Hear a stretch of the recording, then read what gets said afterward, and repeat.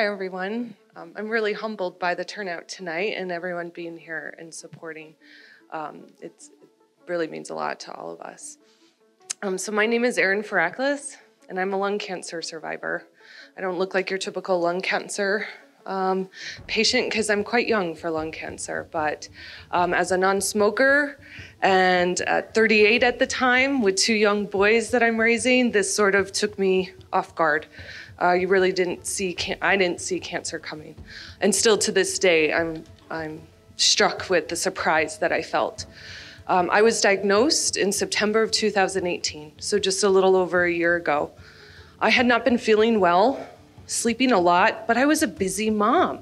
I also work, I'm a professor, and my students are demanding, and I'm pursuing a PhD. Of course I was busy, of course I was tired. But then it progressed to one weekend, I just couldn't even pull myself off the couch. So I remember my husband looking at me saying, I think we should go to the ER. And I said yes. And he's like, okay, we definitely need to go, because that's not what Erin would say.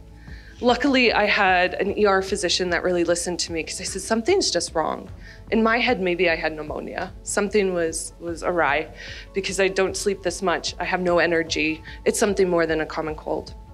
So he thankfully, to this day, I've gone back and thanked him multiple times. He decided that he was gonna do some imaging.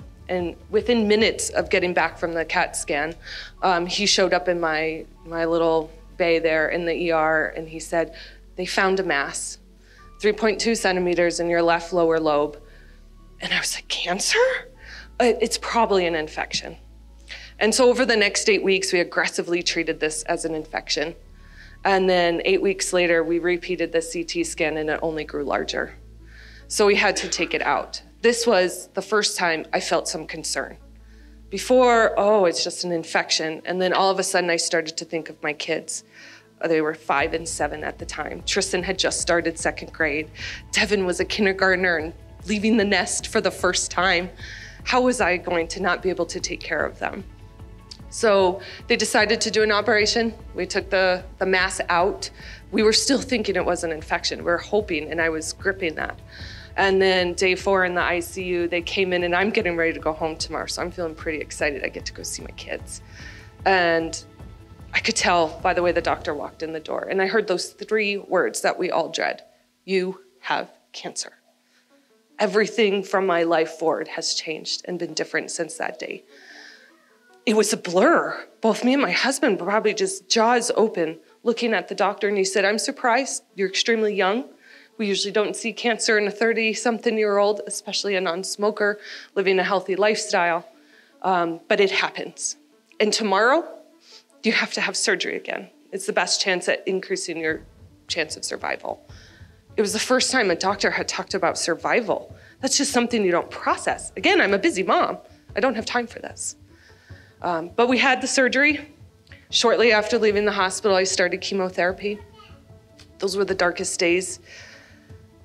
Unrelenting nausea. It's really hard to escape. But I had Tristan and Devin and my husband who never left my side. I had my kids and the promise of giving them a good childhood and fighting so I could see them the next birthday and the birthday after that. So I'm happy to report that we fast forward to today. And I was just in September pronounced in full remission, no signs of cancer. And I've learned a lot from this journey. Me and my husband, we have grown closer, because if we can fight this, we can do anything. My kids, every hug, every smile, everything that they do, I value so much more. I was just the busy mom with a busy career, and I was stopping and forgetting to smell those roses, to seize every little opportunity. And now, as a cancer survivor, everything is different. Every hug, every giggle. I find myself giggling now just because I have the energy to chase them. And now they're 8 and 6. 8 and 6-year-old boys, they're busy. They're very busy. And I could keep up with them. We bike, we bought ski passes, and I just want to give them every opportunity. My neighbors and my friends, my coworkers that are now my family, everyone came together. And what I realized, we say to raise a child takes a village.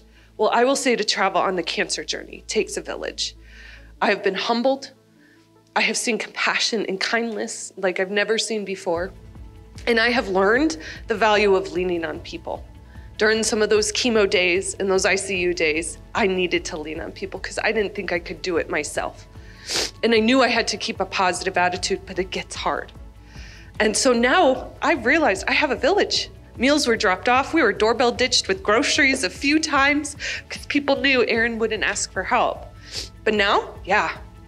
And although I will be saddened if any of my friends or family or anyone that I'm a part of their village has cancer, I now know how to support because every act, every smile, every conversation, every bag of groceries and meal means everything to the person fighting cancer.